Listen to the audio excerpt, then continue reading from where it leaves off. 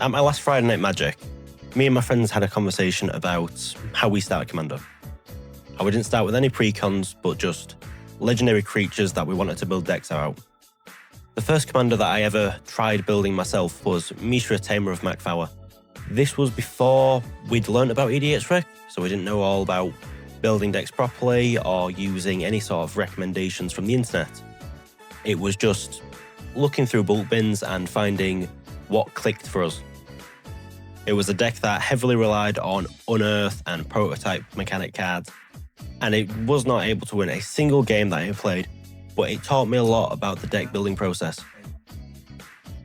Now, I'd like to say that I'm more skilled at building decks. I'm able to build a deck that actually provides win cons and strategy and goes into the deck building process with a clear goal to achieve. But after that conversation with my friends, I wanted to relive what I felt when I first started Magic. So I set myself the challenge of trying to build a deck that was built like I would have built it back then. So naturally, I went to the bulk bin. And after about 10 minutes, I found the commander that I immediately clicked with. And that was Neera Wild Mage. But why her? I could have gone for any Izzet commander out of the thousands that there are. Well, it's pretty simple. She reminded me of my first time playing Commander, how unpredictable it felt, and how amazing it felt to cast big spells shocking everyone at the table before finally winning after about 15 turns of nothing happening because we didn't actually know what removal was. And building this commander, I wanted to reintegrate my roots. I wanted to play as little removal as possible, just like a new player would. Built on a budget, and with as many explosive plays as possible. But enough story time. What does Neera actually do? Well, whenever you cast a spell, you may put it on the bottom of its owner's library. If we do, we reveal cards from the top of our library until we hit a non-land card, and we can then cast that card for free. Because of how Neera actually works, the deck essentially splits off into two main halves. Very cheap spells to trigger Neera, and then the huge spells that we want to try and flip over. That's why the deck has ended up with a mana curve as egregious as this. Yeah, not great, but it's chaotic, and that's exactly what I wanted to achieve when building this deck. When I first set myself the challenge of trying to build this deck, I first had to figure out how to trigger Neera as many times as possible. And the only way I could think for this to be as fun and efficient as possible is single mana instants. This way we could cast them on each of our opponent's turn. As such, we're playing 15 instants that are only a single mana. Now, keen-eyed viewers might notice a really fatal flaw in the deck. That being, what happens if we hit one of our instants off of Neera's cascade effect? Well, that's why I then had to factor in the ability to replace the cards that we do put into Neera. Therefore, most cards in this deck have an effect that let us draw a card. This way, if we do, by some miracle, not hit one of our massive explosive spells, we maintain our tempo throughout the game. Brainstorm's probably the best example of this. Drawing us 3 and then putting the 2 cards that we'll want to cascade into next turn is essential. That is why there's a small Scry and Surveil package inside the deck. This way we can manipulate when our heavy hitters come out. Brain Surge was a card that I was considering playing, allowing us to draw 4, then place 2. It seemed like a better Brainstorm, but due to its 3 CMC, I decided against it, as the 3 mana could be played out on curve better in the form of a utility creature, rather than just stacking the deck for a potential play later. Now, I can't continue talking about the deck without talking about the subsection of cards that are integrated within the 2 to 5 mana curve of this commander deck.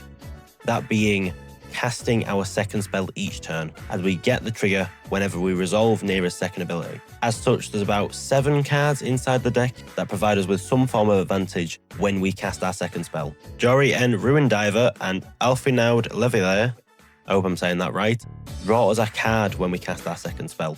Brimstone Roundup creates us a 1/1 mercenary, and Eris Roar of the Storm provides us with a 4/4 flying dragon with prowess. These cards enable us to constantly cycle cards into our hand and provide a board state to protect ourselves with as we are resolving our commander. There's one card I want to mention before we move on to the big spells and the reason why we want to play such a gambly deck like this. That is River Song. She has an effect that says whenever an opponent searches the library, scries or surveils, you put a counter on her, and then she deals damage equal to her power to that opponent. But what we care about is being able to draw cards from the bottom of our library. With our commander, this means that we can keep getting back the same spell that we cast turn after turn after turn to keep accruing infinite advantage off of the same card.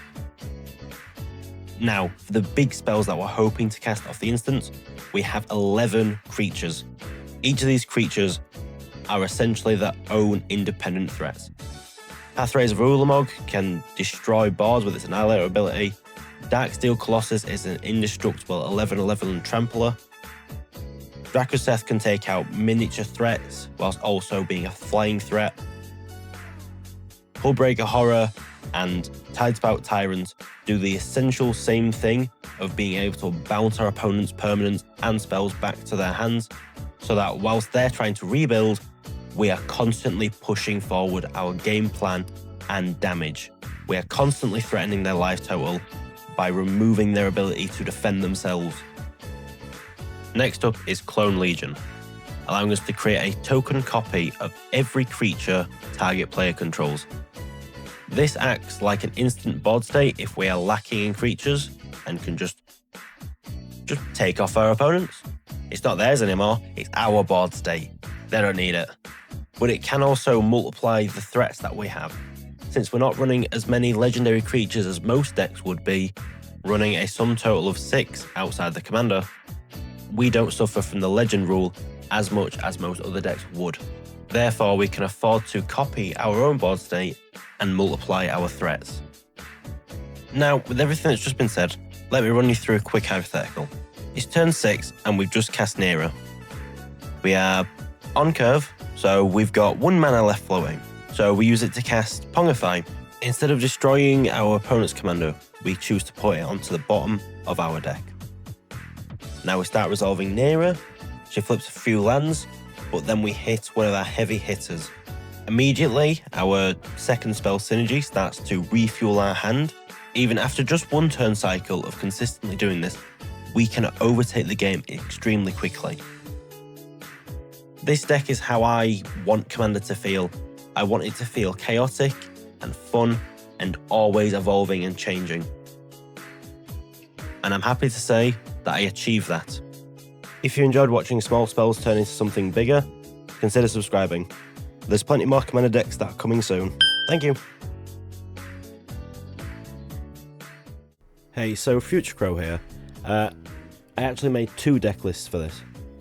One was the original £60 budget, and one that is actually my fleshed out and fully realised version of the deck with no restrictions whatsoever.